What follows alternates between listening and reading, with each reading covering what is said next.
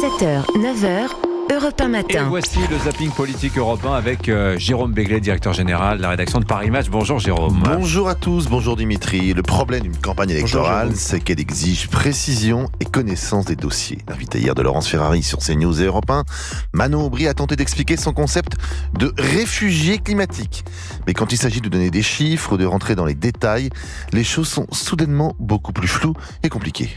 Quand vous avez quelqu'un qui va fuir une inondation, vous allez dire « Ah non, attendez, là, vous êtes la personne au-dessus de ce quota. » C'est une inondation ? Non, c'est des gens qui fuient des catastrophes climatiques, Laurence Ferrari, qui ne peuvent plus habiter sur leur terre. Vous allez leur dire quoi ? Parfois en période électorale, en revanche, la lucidité irradie les propos des leaders politiques.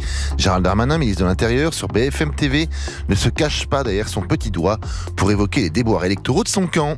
On a pris une claque politique, électorale, dimanche dernier aux élections européennes. Il faut se remettre en cause. Nous nous remettons en cause, le président se remet en cause, je me remets en cause. Évidemment, il y a des choses largement améliorées. Dans la même interview, Darmanin avance une explication sur les désaccords et sur la déconnexion entre le peuple et les élites.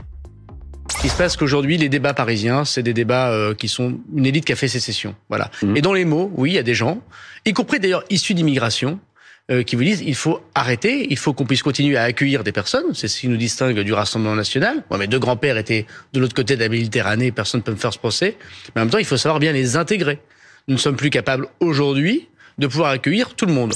Parfois, la raison l'emporte. Écoutez Jean-Claude Mailly, ancien patron de Force ouvrière. Il n'accepte pas qu'un syndicat, même la CGT, passe des consignes de vote. Sur RMC, il a dit ce qu'il pensait du Front populaire, sans débordement, mais avec les mots justes. Même en 36, on parle beaucoup de 36, Front populaire, etc. En 36, les trois grands partis sont allés à l'élection avec leur position. Et ils ont fait un accord de désistement. Là, ils ont commencé par se répartir les postes, pour avoir le plus de postes éventuellement possible. Et après, ils ont... Enfin, ça tient pas la route.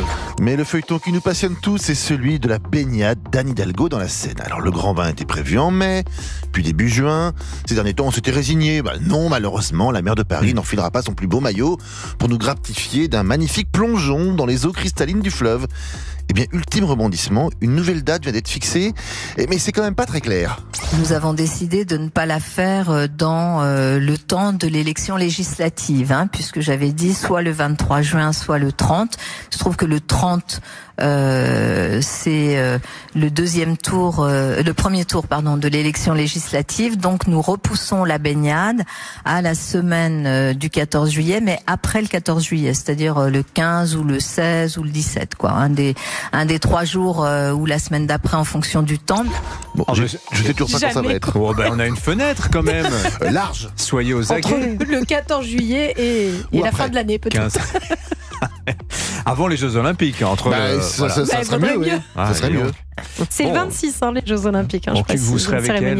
Non, ne me demandez pas ça, non. Non, c'est pas notre truc. J'irai dans ma piscine à moi, mais j'irai pas dans la Seine. Et la piscine, Jérôme Béglé, le jour du plongeon. Merci beaucoup, votre zapping politique. À jeudi prochain. Il est 8h.